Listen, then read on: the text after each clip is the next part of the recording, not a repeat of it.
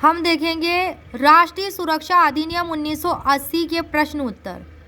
Question number 1, यह act number कौन सा है? राष्ट्रीय सुरक्षा अधिनियम 1980। तो इसका आंसर है यह एक्ट नंबर 65 है। 1980 का एक्ट नंबर 65 है।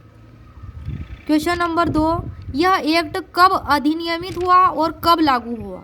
तो यह लागू भी 27 दिसंबर 1980 को हुआ और अधिनियमित भी 27 दिसंबर 1980 को हुआ। जब अधिनियमित हुआ, राष्ट्रपति के हस्ताक्षर हुए, तभी यह इन्फोर्स हो गया ऑल इंडिया में। और भारतीय गणराज्य के 31वें वर्ष में अधिनियमित संसद द्वारा हुआ। क्वेश्चन नंबर 3, इस एक्ट का उद्देश्य क्या है? तो इसका आंसर है कि कुछ मामलों में निवारक निरोध का और उससे संबंधित विषयों का उपबंध करने के लिए अधिनियम है। निवारक निरोध का और उससे संबंधित विषयों का उपबंध करने के लिए अधिनियम। क्वेश्चन नंबर 4 है, इस एक्ट में कुल कितनी धाराएं हैं? तो इस एक्ट में टोटल 18 धाराएं हैं। टोटल कितनी धाराएं हैं? 18 धाराएं हैं।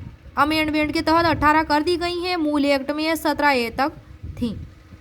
क्वेश्चन नंबर 5 है, सलाहकार बोर्डों का गठन कौन सी धारा के तहत होगा? तो यह धारा 9 के तहत होगा। धारा 9 में 3 उपधाराएं दी गई हैं। क्वेश्चन नंबर 6 है, आवश्यकता के अनुसार कौन करेगी सलाहकार बोर्ड का गठन? तो आंसर है इसका कि केंद्र सरकार और प्रत्येक राज्य सरकार करेगी। एक या अधिक सलाहकार बोर्डों का गठन करेगी। धारा 9(1) में, धारा 9 की उपधारा 1 में बात दी गई है।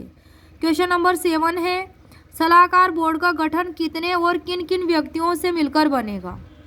तो इसका आंसर है 3 व्यक्ति से मिलकर बनेगा। मतलब 3 सदस्य होंगे इसमें, 3 व्यक्ति जो समुचित सरकार द्वारा नियुक्त होंगे वो तीनों। और कौन होंगे? जो हाई कोर्ट के जज हैं, जो हाई कोर्ट के जज रह चुके हैं, जो हाई कोर्ट के जज नियुक्त किए जाने के लिए क्वालिफाइड है। ऐसी बात धारा 9 की उपधारा 2 में दी गई है। क्वेश्चन नंबर 8 है, सलाहकार बोर्ड का अध्यक्ष कौन नियुक्ति करेगी? सलाहकार बोर्ड के अध्यक्ष की कौन नियुक्ति करेगी? तो यह समुचित सरकार करेगी। धारा 9 की उपधारा 3 में। क्वेश्चन नंबर 9 है कि सलाहकार बोर्ड का अध्यक्ष किसे नियुक्त किया जाएगा? तो जो किसी हाई कोर्ट का जज होगा या फिर रह चुका होगा हाई कोर्ट का जज, वही सलाहकार बोर्ड का अध्यक्ष नियुक्त किया जाएगा। धारा 9 की उपधारा 3 के तहत। अब है क्वेश्चन नंबर 10, किसी संघ राज्य क्षेत्र के मामले में सलाहकार बोर्ड में किसी व्यक्ति की नियुक्ति कैसे की जाएगी? तो इसका आंसर है ऐसी नियुक्ति संबंधित राज्य सरकार की पूर्व अनुमति से हो सकेगी। किसकी अनुमति से? कि ऐसी नियुक्ति संबंधित राज्य सरकार है जहाँ पे ऐसे सलाहकार बोर्ड की नियुक्ति की जाती है, उससे संबंधित राज्य सरकार की पूर्व अनुमति से ही की जाएगी। और ऐसा सदस्य किसी ऐसे राज्य के हाई कोर्ट का न्यायाधीश होना चाहिए संघ राज्य क्षेत्र के मामले में। धारा 9 की उपधारा 3 के तहत। क्वेश्चन नंबर 11 है, व्यक्ति कौन सी धारा में है? इससे क्या अभिप्रेत है? तो यह आंसर है इसका कि यह धारा 2 में है, सेक्शन 2D में। इसमें कोई विदेशी भी शामिल है, कोई विदेशी। अब आ जाते हैं क्वेश्चन नंबर 12, निरोध आदेशों का निष्पादन कौन सी धारा के तहत किया जाएगा? तो यह धारा 4 के तहत किया जाएगा। क्वेश्चन नंबर 13, निरोध आदेश का निष्पादन कैसे होगा? तो इसका आंसर है भारत में किसी भी स्थान पर उस रीति से होगा जो CRPC 1973 में गिरफ्तारी के वारंटों के निष्पादन के लिए उपबंधित है। धारा 4 ये कहती है। क्वेश्चन नंबर 14 में है कि निरोध आदेश कौन सी धारा में है? तो इसका आंसर है धारा 2 में है। निरोध आदेश के बारे में धारा 2 में है, सेक्शन 2B में, जो धारा 3 के अधीन किया गया कोई आदेश होगा। क्वेश्चन नंबर 15 है, कुछ व्यक्तियों को नियुक्त करने का आदेश करने की शक्ति कौन सी धारा में दी गई है? तो धारा 3 में दी गई है। क्वेश्चन नंबर 16 है, व्यक्तियों को निरुद्ध करने का आदेश करने की शक्ति किसके पास है? तो इसका आंसर है धारा 3 की उपधारा 1 के तहत केंद्र सरकार या राज्य सरकार के पास है। या तो केंद्र सरकार या फिर राज्य सरकार के पास है।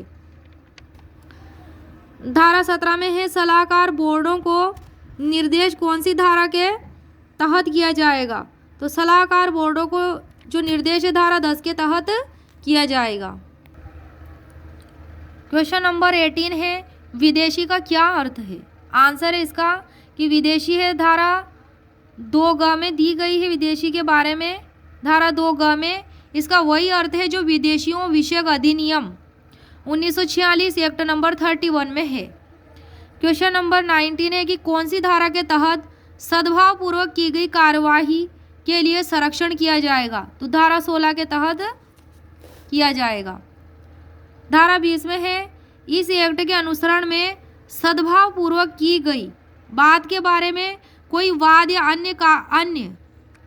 या अन्य विधिक कार्यवाही किसके विरुद्ध नहीं होगी। तो आंसर है इसका केंद्र सरकार या राज्य सरकार के विरुद्ध नहीं होगी और न ही कोई वाद अभियोजन या अन्य कार्यवाही विधिक कार्यवाही किसी व्यक्ति के विरुद्ध होगी।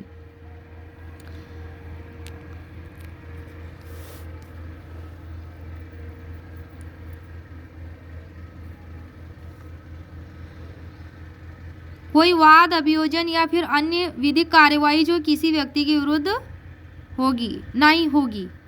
ठीक है, अब आ जाते हैं क्वेश्चन नंबर 21 पर, जिसमें निरुद्ध व्यक्तियों को अस्थायी तौर पर कौन सी धारा के तहत छोड़ा जाएगा। निरुद्ध व्यक्तियों को तो धारा 15 के तहत अस्थायी तौर पर छोड़ा जाएगा। क्वेश्चन नंबर 22 है राज्य सरकार से क्या अभिप्रेत है। तो धारा 2 में सेक्शन 2E में दी गई है कि संघ राज्य क्षेत्र के संबंध में राज्य सरकार से उसका प्रशासक अभिप्रेत है। अब है क्वेश्चन नंबर 23 में कि निरोध की अधिकतम अवधि कितनी है।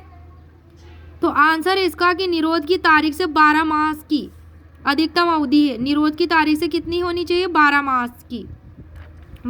की। क्वेश्चन नंबर 24 है कि निरोध की अधिकतम अवधि कौन सी धारा में दी गई है।